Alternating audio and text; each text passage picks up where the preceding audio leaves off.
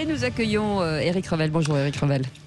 Bonjour Cécile, bonjour Patrick. Oui, alors Éric, on revient sur l'énorme déficit de la sécurité sociale, on l'a appris hier. Les années noires se suivent. Notre sécu est-elle en danger ?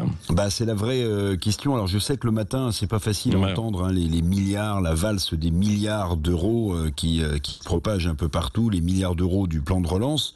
Mais le chiffre que je vais vous donner, il doit nous interpeller parce qu'il concerne la sécurité sociale et c'est pas n'importe quoi la sécu. C'est l'un des piliers, je vais y revenir, de la société française. Alors cette année, désolé pour les milliards qui vont valser, le trou de la sécu, comme on dit, le déficit, il va être de 44 milliards d'euros, c'est-à-dire en 2020, 8 fois plus en termes de déficit que ce qu'on avait connu en 2019. C'est évidemment colossal, c'est impressionnant. La Sécu, je vous le disais, c'est le pilier de notre système social. C'est l'un des stabilisateurs financiers de notre société tout court.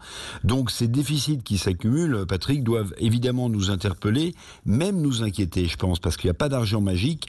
Et la sécurité sociale, elle est sans doute en danger, elle est sur la corde de raid. C'est une question, en tout cas, me semble-t-il, qu'il faut avoir en tête dès le matin sur Sud Radio. Oui. Comment expliquer, Éric, cette situation très difficile ? Vous avez évoqué ces chiffres.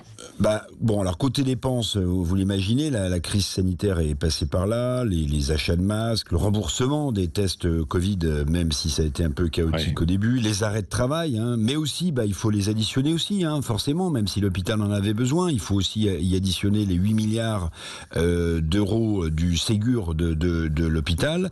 Tout ça, évidemment, a un coût très élevé. Il faut y ajouter le coût du chômage partiel, la baisse induite à cause du développement du chômage des cotisations salariales, ça c'est côté recettes, qui explique pourquoi la sécurité sociale est en difficulté. Alors, on peut peut-être se rassurer en se disant que ces difficultés sont conjoncturelles, parce que vous l'avez vu dans la liste un peu à la Prévert que j'égrenais, il y a beaucoup de difficultés qui sont conjoncturelles parce qu'elles devraient disparaître avec la fin, on l'espère quand elle arrivera, de la crise sanitaire.